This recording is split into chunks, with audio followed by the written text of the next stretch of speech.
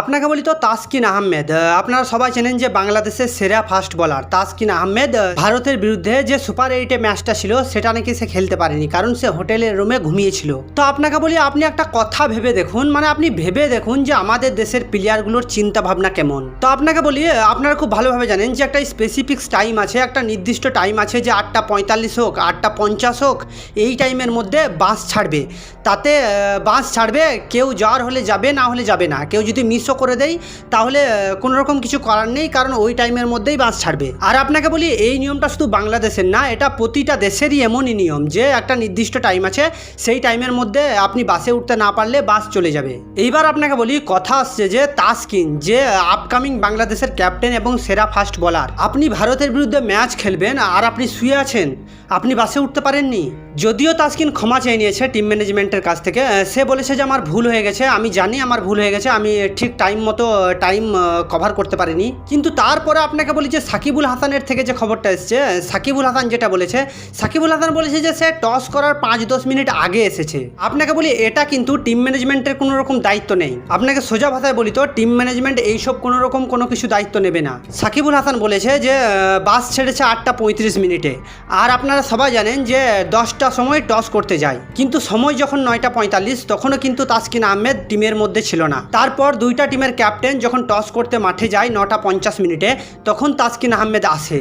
এবার আপনারা বলুন যে শুধুমাত্র 10 মিনিট ছিল, এবার টিম ম্যানেজমেন্ট কিভাবে জাজ করবে যে তাকে খেলাবে কি না? আপনাকে বলি তো ওই জন্যই টিম ম্যানেজমেন্ট বলেছে যে আপনি বসুন, আরাম করুন। ওই জন্যই দুইটা ফাস্ট বোলারকে খেলিয়েছিল বাংলাদেশ। আর আপনার খুব ভালোভাবে মনে আছে যে ওই দিন ইন্ডিয়া 196 রান টার্গেট দিয়েছিল বাংলাদেশকে। আর ওই ম্যাচের মধ্যে সবথেকে ইন্টারেস্টিং মোমেন্ট হচ্ছে যে তানজিম যখন বিরাট কোহলিকে ক্লিন বোল্ড আউট করে, ওই মোমেন্টটা সেরা ছিল।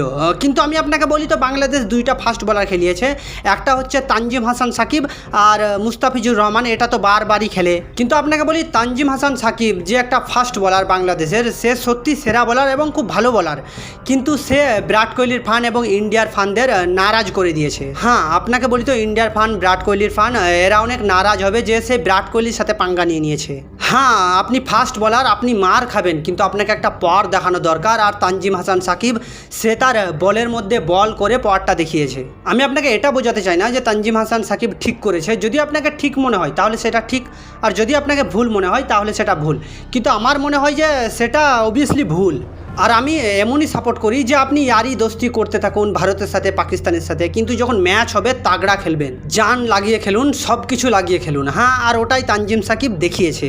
এবার আমি আপনাকে বলি যে তাসকিন আহমেদ কি বলেছে। তাসকিন আহমেদ বলেছে যে বাস ছেড়েছে 8:35-এ, মানে সকাল 8:35-এর মধ্যে, আর আমি গিয়েছিলাম 8:43 মিনিটে, মানে শুধুমাত্র 8 মিনিট লেট হয়ে গিয়েছিল। তো আমি যখন দেখলাম যে আমার 8 মিনিট লেট হয়ে গেছে, যার কারণে বাস ছেড়ে চলে গেছে, তখন আমি ভাবলাম যে আমাকে কোনো রকমভাবেই হোক যেতেই হবে। আর বাস যখন স্টেডিয়ামের মধ্যে যায় তখন লগভগ আমার 10 থেকে 15 মিনিট দেরি হয়ে যায়, যার কারণে আমি ভারতের বিপক্ষে ম্যাচটা অ্যাটেন্ড করতে পারিনি। তো সবথেকে বড় কথা হচ্ছে যে আপনি ভারতের বিপক্ষে সুপার 8-এ ম্যাচ খেলবেন, যেটা জিতলে আপনি সেমিফাইনাল খেলবেন, আর আপনি আপনার কোনো রকম মাইন্ডে এই থটটা নেই যে আমাকে কাল ভারতের বিপক্ষে ম্যাচ খেলতে হবে। আমার মনে হয় যে আপনার সেমিফাইনাল খেলার কোনো রকম ইম্পর্টেন্সই ছিল না।